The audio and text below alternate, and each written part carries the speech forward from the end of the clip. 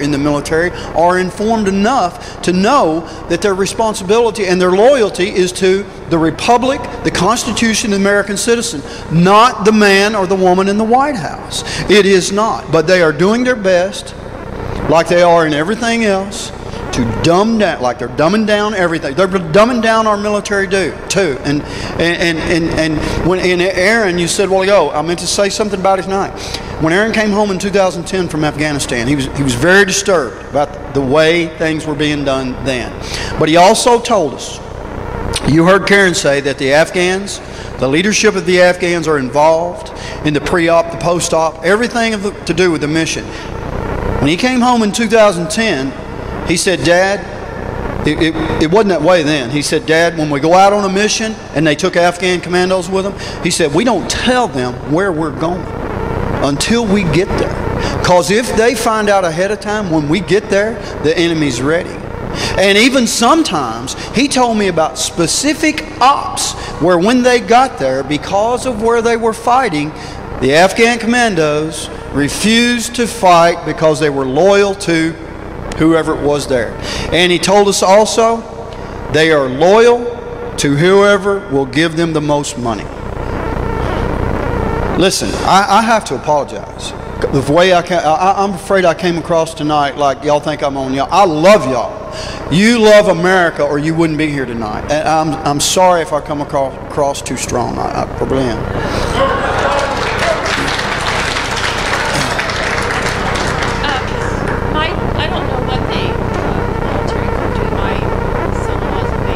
Uh-huh. And whenever they go to the doctor, talking about, it's like Obamacare. I've been in the emergency room and you'll be in there 8 hours. Even though someone is sick and vomiting all over the place, you still have to wait. And it takes hours, 8 hours. I've been there 8 hours with them. The other thing is when I talk to my daughter on the phone and I want to say something about what I think about what's going on, she says, Mommy, you can't say anything on the phone because we're being listened to.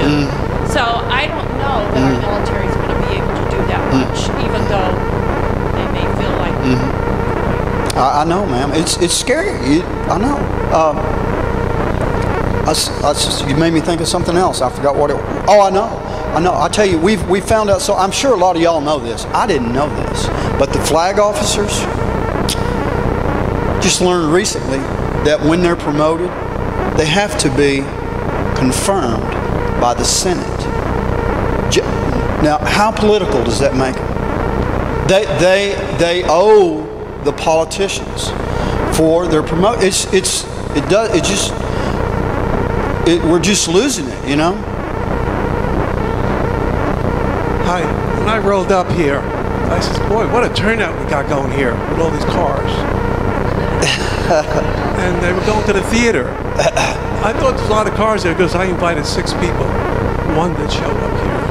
And I'm looking around. I don't think we're going to win this one. There's not enough people showing up. I'm a retired city firefighter. There's a member here. I wasn't there. I was there for the fact. We lost a lot of members. And I had friends, relatives, kind of relatives, people I worked with. So it's kind of personal for me too.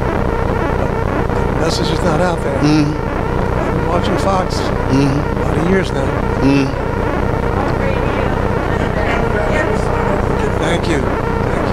Yes, sir. Thank you. It's on.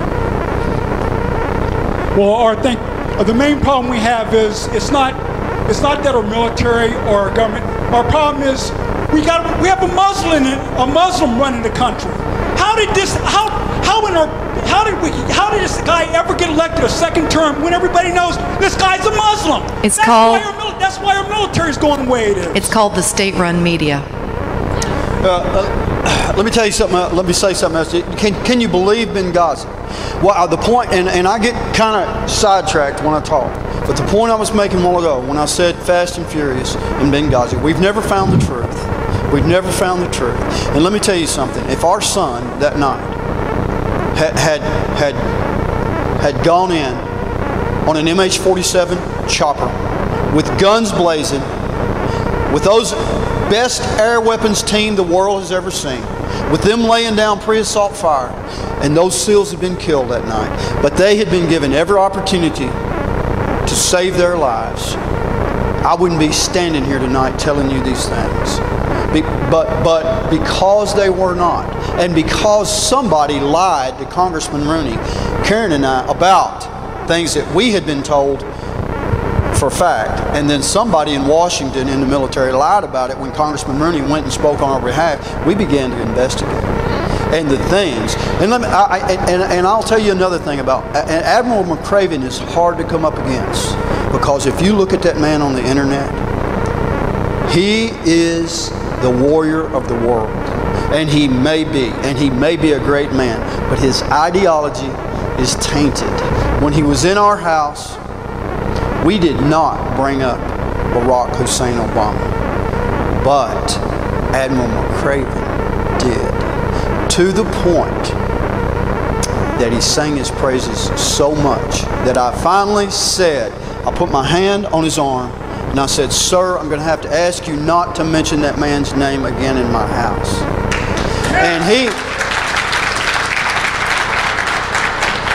And he said to the point, he's not just a good president, he's a good man.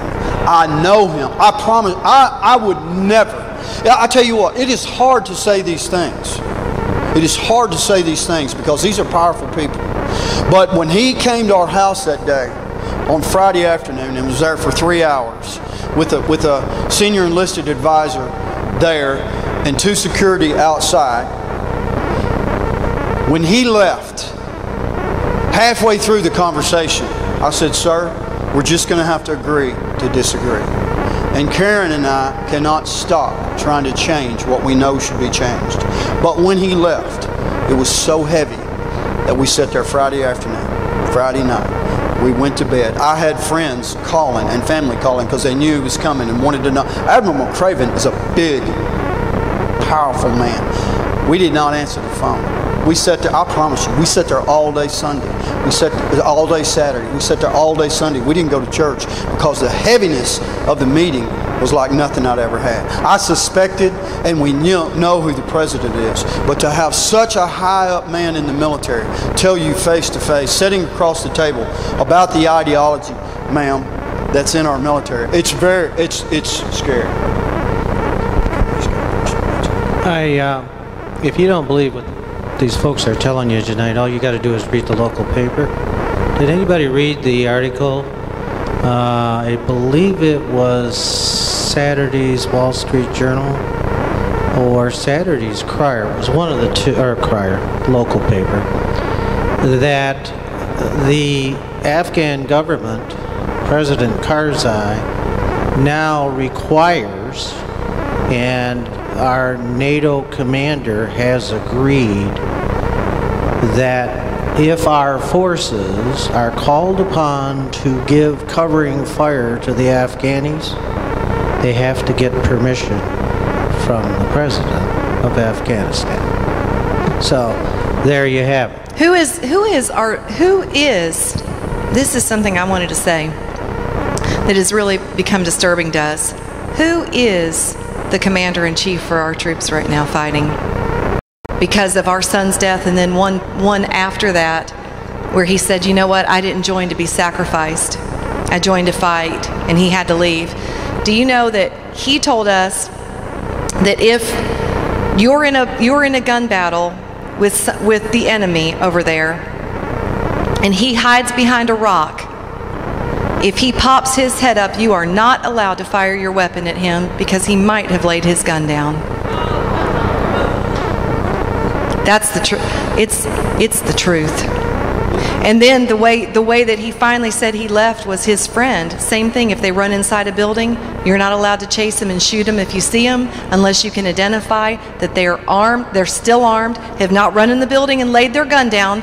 They're still armed and they've got it aimed at you. Then you're allowed to shoot your weapon at them. So basically, you have to be shot at twice before you're allowed to return fire. And he also told us that because the Afghani people don't like dogs, we're no longer allowed to send our working dogs in to a building that's unsecured. Do you have any idea how many lives that is costing? Those dogs wear cameras, they go in, they can sit outside that building if you're not familiar with what they do, and they can see every single thing they need to assess before they go in there. But hey, the Afghanis don't like our dogs in their houses, so guess what?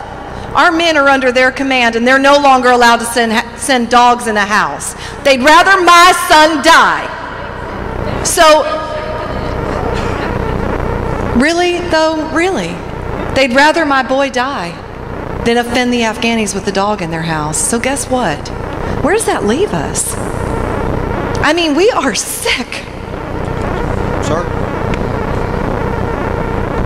Our motto's been let them fight or bring them home for a year now. Let them fight or bring them home. I never thought I'd say it, but in my opinion, they need to come home tomorrow until our rules of engagement are changed. Until we get a spine as a nation. Never deploy another male woman to failure.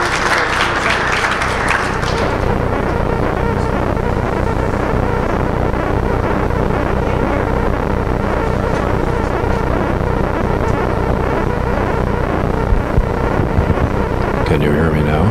Yeah. A comment and then a question.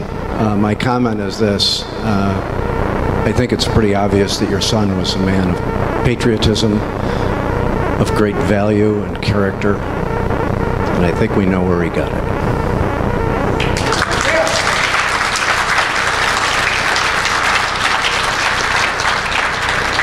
I think that we're aware of what's going on in the Barack Hussein Asylum.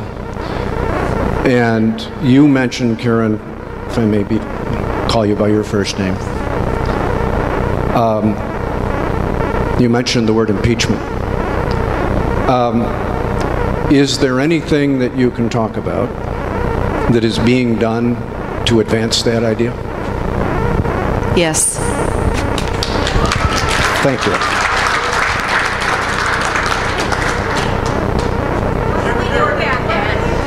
Right now,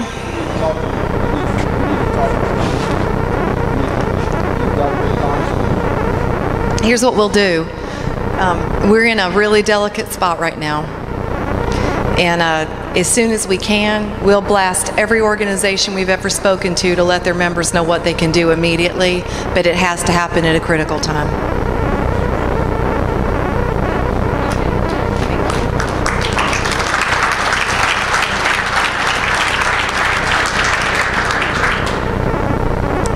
Again, let's stand up and thank Billy and Karen Vaughn for being with us tonight. Thank you. Thank you. Thank you very much. God bless them. We will keep you guys informed through our website, through our videos, and in any way possible that we can. We need you guys, and we need you guys to bring more of your friends out. We can't keep doing this without participation, but we need you to participate. We need you to come out on a weekly basis, and we need you to grab a couple of your friends and tell them what we're teaching you here. You can't learn on Fox. You can't learn on any other news station. And our children, you now pass the video off to your children, and you don't even have to buy it. All you have to do is copy it and paste it on an email to the kids. You know, just bring our website up, bring the video up for this meeting tomorrow or the next day. All you have to do is copy, put it on an email, and paste it, and tell your kids you want them. They're not getting any money until they watch it. Okay?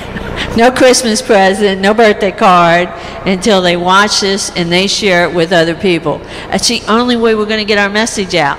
So stick with us, participate, support us, and we'll see you guys next week. Please go see Operation Shoebox. Please see Billy and Karen back there, and buy all the coffee they have and donate it over to Operation Shoebox. She'll take it. Yeah, Operation Shoebox will take the coffee. Thank you, guys. You're wonderful. Next week, we have Bill Federer coming in from Texas. Thank you.